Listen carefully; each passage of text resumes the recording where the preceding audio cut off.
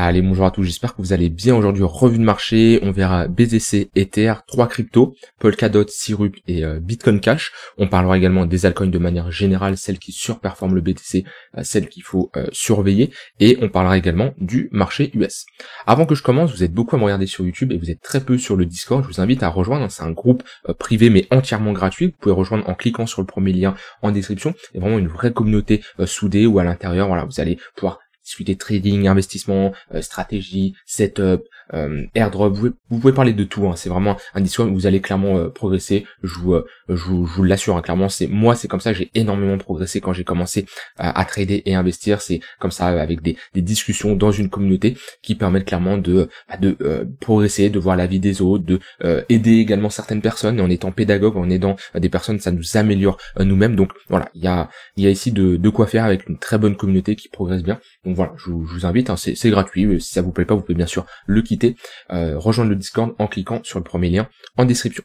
Alors, attention à la volatilité. Dans 2 heures, on a ici la décision sur les taux d'intérêt ainsi que le discours de Jérôme Powell. Donc en général, c'est l'annonce, c'est l'événement d'un point de vue macroéconomique le plus suivi, hein, en dehors des annonces flash qui peuvent tomber comme ça, qui ne sont pas dans le calendrier, j'ai envie de le dire. C'est vraiment une annonce qui est très surveillée. C'est un discours qui a un gros impact sur les marchés, que ce soit sur le marché US, mais indirectement également sur les autres marchés. Donc on va voir tout simplement ce qui va être dit pendant cette réunion, pendant ce discours de Jérôme Powell. Donc voilà, c'est ce soir dans 2 heures et 7 minutes. Vous pouvez le retrouver sur YouTube en direct, ou alors après vous pouvez regarder un résumé. En tout cas, moi je serai devant pour voir ce qu'il aura à nous dire.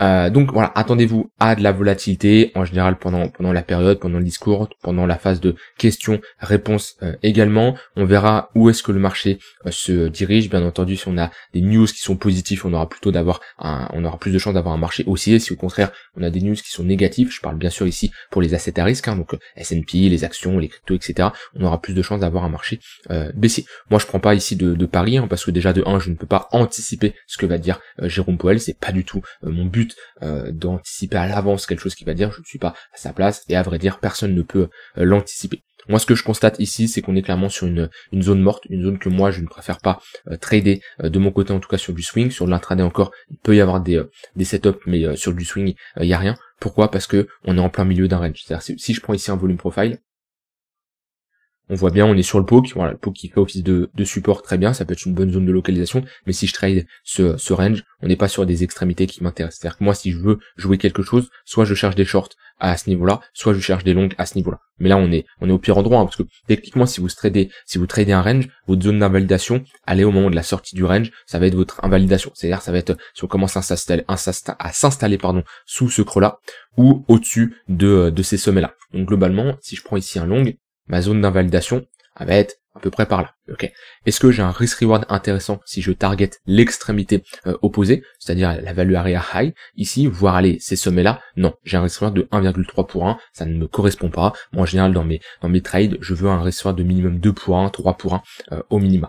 Donc et c'est pour ça que sur un milieu de range, il y a très peu d'opportunités. Alors que si j'ai l'occasion de long une extrémité basse, sur une réaction acheteuse, sur une pattern qui me montre que ok, c'est un niveau qui fait office de support, et ben ici j'aurais beaucoup plus j'aurais un risque beaucoup plus intéressant. Donc c'est pour ça, on est sur une zone morte d'un point de vue swing, comme je vous l'ai dit, hein, je vous en ai parlé dimanche. Au final on est au même niveau que dimanche. Moi les niveaux que je surveille, c'est globalement les extrémités.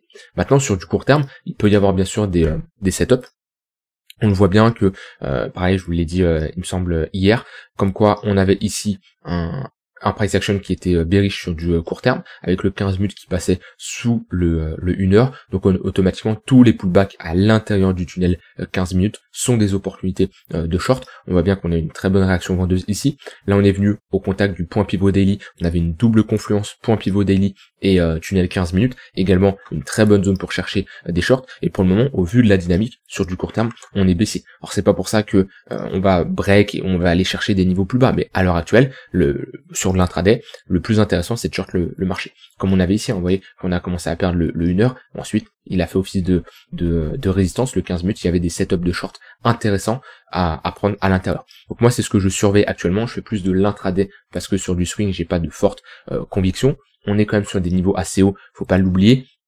Honnêtement, l'action du prix, j'aime pas ce qu'on fait actuellement, qu'on est comme ça proche d'un ATH, qu'on a du mal à break, une tentative 2, 3, 4. Alors certains vont dire oui, mais là on est en train de créer de la liquidité pour... Moi j'anticipe pas ce genre de choses. Moi ce que je vois c'est proche d'un ATH, on a des réactions vendeuses qui sont présentes. Donc si c'est pas ici que j'ai envie de m'exposer sur du long terme, parce que si on pose un top de marché, bah ça peut corriger. C'est comme s'exposer ici au niveau de l'ATH. C'est pas au moment où on fait un nouvel ATH qu'on rentre en position. On peut rentrer en position sur des altcoins, ou on peut rentrer en position avec une invalidation, c'est-à-dire la personne qui rentre à ce niveau-là, au moment où on fait l'ATH, et qui invalide au moment du ravalement, bah, il se prend un moins 10%. Là-dessus, il n'y a pas de souci. Par contre, rentrer ici en se disant, je hold quoi qu'il arrive, et je vise long terme, bah, c'est ensuite encaisser un moins 75%.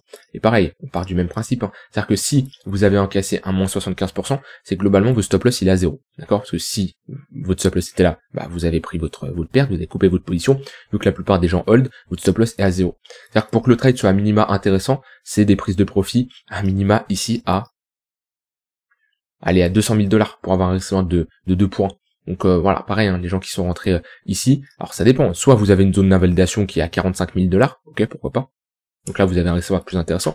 Maintenant, la plupart des gens sont en mode je rentre en position et je hold, ce qui est mon cas aussi, hein, pour du BTC. Hein. Pour du BTC, je vais prendre mon exemple après, mais ce qui est mon cas, ça fait ici un stop loss à 0. Pareil, faut aller chercher du 2000 $ pour avoir un risk reward intéressant. C'est pour ça, on n'est pas dans des zones intéressantes. Si je prends mon cas où moi je suis fortement rentré en position à ce niveau-là, j'avais un prix moyen d'achat à 25 000 $, un stop loss pareil à 0. Pourquoi? Parce que voilà, sur du long terme, j'ai de fortes convictions sur le BTC et sur du spot long terme, j'ai pas d'invalidation technique. Alors j'en ai pour une partie de mon exposition, mais pour une autre partie de mon capital du tout. Et là, par contre, on voit que le risk reward est beaucoup plus intéressant. Donc voilà, ça c'est quelque chose à prendre en compte. Mais tous ceux qui ne mettent pas de stop loss, votre stop loss est à 0, c'est quelque chose que vous pouvez voir le risk reward également. C'est pour ça, attention, si vous prenez un drawdown de moins 75%, c'est pas pour prendre des profits après, lorsqu'on fait un 15-20%. Ok, c'est classique, on laisse courir les gains et on coupe rapidement les pertes. Donc si vous acceptez dans votre stratégie un drawdown de moins 75%, c'est pour aller de l'autre côté, aller récupérer quand même une bonne performance. Sinon, bon, ça vaut pas spécialement le coup de prendre ce genre de trade. Voilà. De mon côté, BTC, ça ne change pas, ce niveau de support à surveiller. Si on le perd, pour moi, on aura de grandes chances de revenir chercher les 91 500 $ avec un niveau de support intermédiaire au niveau des 99 000 $. Et si on break les 107, si on break les 110, bah c'est break de l'ATH, et là les prochaines targets on les a déjà vus ensemble, 120, 130, 140 000, globalement les chiffres seront psychologiques. Après il faut voir l'évolution du marché. Pour phase de latéralisation, techniquement j'ai envie de dire plus de chances d'en sortir par le haut. Pourquoi? Parce qu'on est précédé par une impulsion haussière, c'est comme je vous l'avais dit à ce niveau-là, c'est comme je vous l'avais dit pareil à ce niveau-là, plus de chances d'en sortir par le haut parce qu'on est précédé par une impulsion haussière. Maintenant quelque chose à prendre en compte, c'est que attention, on est proche d'un ATH, donc on est sur résistance. Au niveau de l'order flow, rien d'alarmant, pas également de grosse hausse sur l'open interest, donc on voit de toute façon, on n'a pas un gros intérêt sur les contrats dérivés. On le voit également avec ici un funding rate qui est pas loin d'être négatif. En général, quand on a un funding négatif, c'est souvent des signes de bottom ou des signes plutôt intéressants.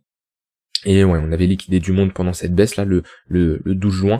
Pour le moment là, pas énormément de liquidation, donc attention en fonction de ce qui va arriver ce soir. Si on a un gros pic, je pense qu'on peut avoir de la liquidation, aller chercher des creux ou des sommets en fonction des annonces. Hein. C'est compliqué de savoir la taille que va être la mèche, que ça soit à la hausse ou à la baisse, ça va toujours dépendre en fonction des annonces. Mais c'est vrai que ça fait un moment qu'on n'a pas liquidé du monde. Là, on pourrait avoir une contraction sur la liquidation ici. Hein. Ça c'est un indicateur qui nous permet de voir les liquidations short comme longue, et on voit qu'on a ici une sorte de compression. Ça fait longtemps qu'on n'a pas eu, comme je l'ai dit, des gros pics comme ça de liquidation, que ça soit pour des shorts ou également pour des longues.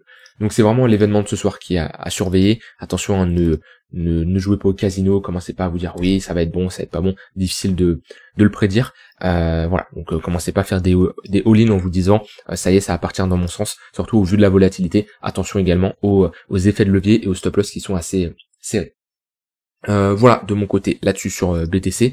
Ether, pareil, ça change pas, on va passer très vite dessus, ensuite on va se concentrer sur les altcoins, toujours dans cette phase de latéralisation après sa déviation par le haut. On a rejeté ici au milieu de range, des moyennes mobiles un peu en mode cafouillage, mais des moyennes mobiles court terme quand même orientées à la baisse, c'est important de le mentionner. Pareil, on le voit bien, le tunnel 15 minutes qui fait office de résistance. C'est pour ça je préfère faire de l'intraday que du swing, parce que sur l'intraday il y a des opportunités, de la même manière que là, voilà, opportunité de short, on voit qu'on a une bonne correction, opportunité de short à ce niveau-là. Là pareil, on perd le 15 minutes, on perd le 1 heure, opportunité de short pour viser de la continuation de tendance, opportunité de short également. Pour le moment, pour moi, les meilleurs plays sont à faire en intraday et pas du tout en swing tant qu'on n'a pas une vraie direction de marché. Ether, mon biais reste que on a plus de chances de casser par le haut. Maintenant, moi, ce que j'aime pas, c'est qu'on a fait une déviation réintégration.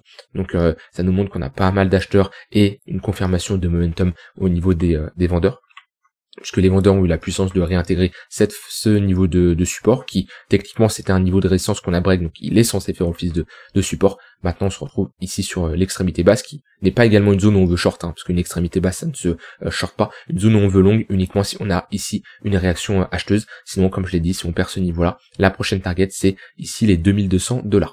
On peut regarder ETH face le BTC, c'est à peu près pareil, on le voit bien. Globalement, Ether, là sur les derniers jours, ça reste une crypto qui se stabilise face au BTC, comparé à pas mal d'altcoins qui prennent assez cher. On voit pareil, on est dans cette phase de latéralisation, on est dans une phase de compression entre le tunnel daily et le tunnel 4 heures. Les moyennes mobiles, elles, court terme, sont globalement plates. On voit bien un tunnel daily qui est baissier, un tunnel 4 heures qui est haussier. Techniquement, on a plus de chances de sortir de ce range par le haut. Pourquoi? Parce que on est pressé par une impulsion haussière. Maintenant, faut pas oublier que sur du long terme, c'est une charte qui est clairement dans une tendance baissière.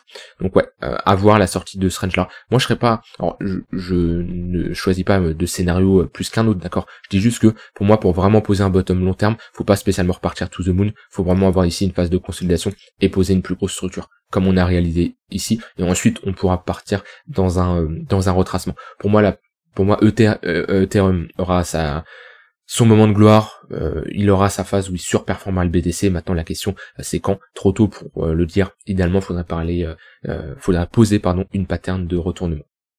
Alors, au niveau des altcoins, comme je dis, on n'a pas énormément d'altcoins qui surperforment le BTC ces derniers temps. Ici, je suis en 4 heures, on peut voir du Avax, du Dodge, du ADA, du SHIB, du Chainlink, du SUI. C'est pas très beau. Allez, récemment, AVE était fort face au BTC. Et ben, on voit que, certes, on reste dans un gros flux haussier, mais on a une petite tendance baissière ici. On le voit bien avec cette baisse. Hyperliquide, pareil, ça commence à s'affaiblir. On reste bien sûr haussier, mais on voit que on a des petites phases de faiblesse, et j'en parle pas pour d'autres cryptos. On va péter, c'est globalement moche. Donc voilà, il n'y a pas spécialement, il n'y a pas beaucoup d'altcoins en ce moment qui sortent du lot face au BTC, en tout cas dans les cryptos à forte capitalisation. On le voit également ici sur ce dashboard qui nous permet de voir les cryptos les plus fortes sur du daily, weekly, monthly. On voit que là, voilà, sur du weekly, il n'y a pas grand chose, Uni, Bitcoin Cash, mais voilà, c'est très léger. Sur du monthly, ok, Uni qui sort du lot, AVE également, mais ouais, c'est pas la meilleure performance. Donc on n'a pas vraiment une crypto actuellement avec un fort momentum, comme on a pu le connaître avec AVE, avec Hyperliquid, même si je les garde dans un coin de ma tête, parce que sur du moyen long terme, ils restent très performants et surperforment le BTC. Par contre, actuellement, sur du court terme, c'est pas les cryptos les plus intéressantes. De toute façon, on peut le voir, il suffit de voir la charte de AVE. Voilà, en clôture weekly, on a clôturé en dessous de ce niveau de résistance, on a réintégré, voilà, on voit qu'on a une perte du momentum. Donc c'est pas pour ça que ça y est, c'est la fin. On voit bien, on est à l'intérieur du tunnel 4 heures. Par contre, pour le moment, ça nous manque de momentum sur du court terme. Hyperliquid, c'est pareil. Moi, comme je vous l'ai dit, Hyperliquid, j'ai commencé à prendre mes profits. J'ai pris à ce moment-là, j'ai repris légèrement à ce niveau-là. Maintenant, on le voit, pareil, on est potentiellement en train de proposer ici une pattern de top, affaiblissement également, perte du 1 heure. C'est pas pour ça que ça y est, Hyperliquid est faible et va retourner à $20. Ce qui est sûr, c'est que on a perdu un peu le momentum qu'on a pu avoir ces derniers temps. Donc idéalement, j'aimerais bien avoir un signal pour voir ces altcoins resurperformer le BTC pour idéalement les trader. Et c'est pour ça en ce moment, à part faire de l'intraday, je trade très peu. Moi de mon côté, il n'y a pas d'altcoin qui sort du lot.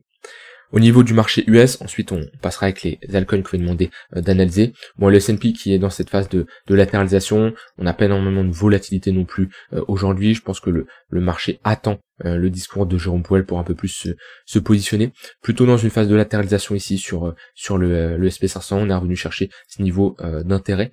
On a rebreak également ce niveau de résistance, enfin on essaye de le rebreak, on va attendre les clôtures. Ça serait bien d'avoir de l'acceptation au-dessus de ce niveau-là pour valider ici une poursuite et aller chercher cette prochaine zone de résistance. Maintenant, sur des annonces, sur un discours, ça peut aller très vite. On reste quand même dans un flux qui est haussier, même si on a des pertes d'affaiblissement, et depuis cette phase-là, on n'a pas un gros momentum. Comme on le voit, on voit la différence entre un 15 minutes au-dessus d'une heure avec des moyennes mobiles bien orienté à la hausse, bien vertical, et ici un 15 minutes au-dessus d'une heure, mais des moyennes mobiles qui sont beaucoup moins orientés à la hausse. Donc c'est pas que c'est grave, on peut être juste dans une phase de pause avant la reprise de notre tendance haussière, hein, puisqu'on reste dans un momentum et dans une tendance moyen terme, long terme haussière, en témoignent ici les moyennes mobiles et la charte. Maintenant, vaut mieux attendre ce soir d'avoir une vraie direction de marché selon moi.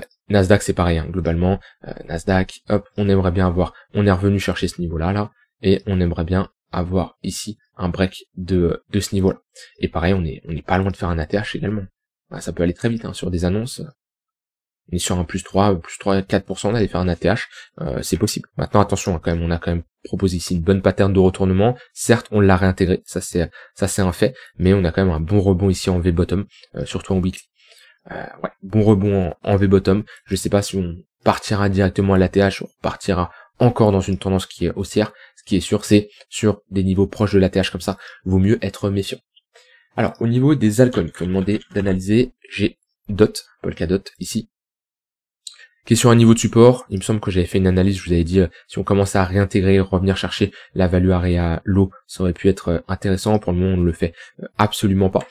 On voit que, tac, on est toujours sur support, avec quand même un affaiblissement au niveau du prix. On retravaille ce niveau-là, c'est un niveau qui est pas mal de fois travaillé, à ce niveau des 3,5, des 4 dollars, qui a longtemps fait office de support, qui fait toujours office de support. Si vous devez chercher des longues sur du long terme, on est sur des niveaux très intéressants. C'est un fait, hein, qu'on est comme ça sur des niveaux aussi bas, sur un niveau de support, c'est clairement qu'on est sur des niveaux intéressants. Maintenant, attention à prendre en compte que on se positionne sur une crypto qui n'a pas fait grand chose. Alors oui, on a eu des rebonds, oui, on peut pas négliger qu'entre le point le plus haut et le point le plus bas, on est sur un x3. Maintenant, sur du long terme, ça reste baissier. Et quand je mets des moyennes mobiles, on voit que on a toujours eu des moyennes mobiles long terme orientées à la baisse. Apparaît ici une petite phase avec le tunnel daily qui a été haussier, là également qui était légèrement haussier, mais globalement, voilà, la charte reste baissière. On est revenu chercher cette précédente zone d'accumulation au niveau de notre ligne de coup. Maintenant, voilà, on est sur support, oui, ok, la localisation est bonne. Ce qui nous manque par contre, c'est une réaction acheteuse.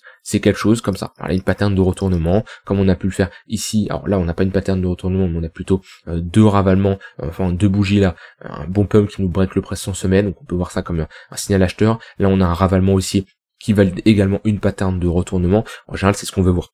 Donc moi, c'est ce que je surveillerai. Par contre, oui, si on a ça, c'est une très bonne zone de localisation pour prendre un trade avec une zone d'invalidation en clôture weekly en dessous des 3,2 dollars pour aller targeter ensuite l'extrémité haute. Alors, ensuite, on m'a demandé une analyse de Syrup. Je vais pas prendre ça. J'ai pas assez d'historique. Ok, on va voir si j'ai assez d'historique là-dessus. Je vais aller sur CoinMarketCap.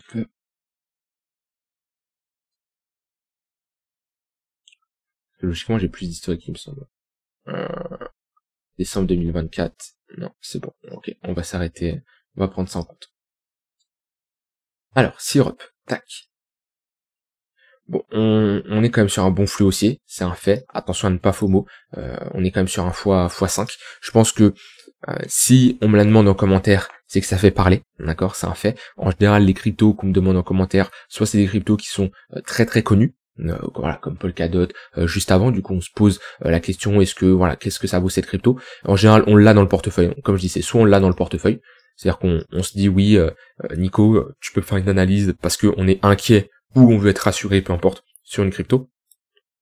Soit c'est du classique BTC Ether, bon ça vous avez pas besoin de me le dire, je le fais, mais globalement c'est des grosses cryptos. Soit c'est parce qu'il y a eu un moins 90%, moins 95% sur une petite crypto et du coup vous dites qu'est-ce qui se passe et vous me le demandez. Mais souvent et la plupart du temps, c'est vous avez entendu parler d'une crypto, vous voyez qu'elle performe bien, vous voyez que c'est du up only comme on a ici, et là vous me demandez de faire une analyse. Posez-vous toujours la question, la crypto dans laquelle vous voulez investir ou bref peu importe, que vous me demandez par exemple d'analyser, quelle est la source.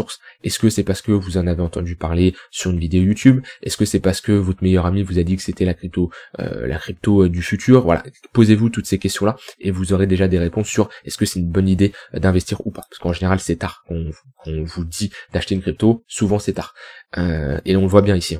D'un point de vue action du prix, c'est très bullish. Maintenant, on a très bien pump. On est quand même passé ici de 10 centimes à 50 centimes. On est clairement sur un x5 et c'est compliqué de se positionner ici. En général, on se positionne toujours sur des niveaux de retracement. Vous voyez, on rebondit sur les 0,382. Bon là, c'est le premier arrêt, c'est un niveau intéressant. Maintenant, moi, c'est compliqué de me positionner sur une chart comme ça. Alors oui, sur du court terme, on prend le tunnel daily, on prend le tunnel 4 heures, on a des replis, et bien sûr, on cherche des longues à l'intérieur des moyennes mobiles. On voit bien ici, le tunnel 1 heure qui lit bien la tendance, on le perd avec cette pattern de retournement, prochaine zone à aller chercher, le tunnel 4 heures. Donc voilà, ça c'est du trading classique. Maintenant, pour du long terme, et je sais que vous êtes beaucoup à faire du long terme, c'est compliqué de rentrer ici, parce qu'on a fait un x5, et on est quand même sur une charte qui est bien verticale. Donc idéalement, on attend des retracements. Tunnel daily, 0,118 de Fibonacci, si vous êtes un peu plus agressif, vous pouvez attendre les 0,382, mais là on n'est absolument pas dans une bonne zone pour prendre des profits. Et si vous en possédez déjà, pensez à vous payer. C'est-à-dire que si vous avez un prix moyen d'achat à 10-15 centimes, on est là sur un x5, d'accord, x5, x4, pensez clairement à vous payer, parce que classique, si vous ne payez pas, il y a des gens qui vont se payer, le prix va baisser, et vous serez piégé. Donc n'ayez pas peur de prendre des profits. Sur la montée, alors déjà comme je dis, si vous êtes un x5, on est sur une bonne zone pour sécuriser. Après les chiffres en psychologique, on peut mettre des extensions, on peut regarder en fonction du market cap et comparer avec les autres projets autour, si Sirup a un potentiel ou pas. Ça c'est des choses intéressantes à faire pour savoir à quel moment vous devez vendre. Et dernière crypto, ici, Bitcoin Cash, tac, en vue weekly, crypto qui a très bien rebondi, on en avait parlé au moment de la réintégration en weekly ici, je vous avais dit, réintégration en weekly, il y a un très beau trade à prendre à ce niveau-là, hop, 2 points, réaction acheteuse, stop loss sous la bougie impulsive, sous la bougie qui nous a réintégré cette value à réalo, qui nous montre qu'on a un signal acheteur. On voit bien ici, on a pris la liquidité, on est très bien reparti. Et ensuite, pour aller chercher l'extrémité opposée. Ça, c'est un setup qu'on avait vu ensemble. Bitcoin Cash reste dans une dynamique qui est positive. On le voit bien ici, avec des phases d'accumulation. On break, on revient pullback la précédente accumulation. On rebreak, on revient pullback la précédente accumulation, etc., etc. Là, idéalement, il faudrait s'installer, d'après ici le volume profile, au-dessus des 522 $. Moi, selon moi, un bon signal, là, c'est au-dessus des 640 $ pour valider, pareil, le break de ce range par le haut. Maintenant, sur du court terme, ça se trade également. Je le vois ici avec un tunnel 1 heure, tunnel 4 heures, les deux qui sont orientés à la hausse, même un tunnel 15 minutes, dans ce genre de contexte, ici, chercher des longues pour viser les pullbacks et pour viser une continuation dans le sens de la tendance initiale, ça peut être très intéressant. Donc voilà, ça dépend toujours de votre casquette, si vous êtes plutôt trading ou investissement. Sur l'investissement, on reste quand même sur des niveaux où, attention, on a bien pump, on est pas loin des 0,382 déjà où on a fait un rejet. Faut prendre en compte que si on achète ici, on achète après un x4, x5, donc des gens qui peuvent prendre des profits, bien entendu, et on est quand même sur résistance autour de pas mal d'acheteurs ici qui sont rentrés en position, qui ont la tête sous l'eau et qui peuvent potentiellement clôturer. Bon, grande chance qu'ils l'ont déjà fait ici ou ici, mais c'est quelque chose à prendre en compte, c'est nous sommes sur résistance.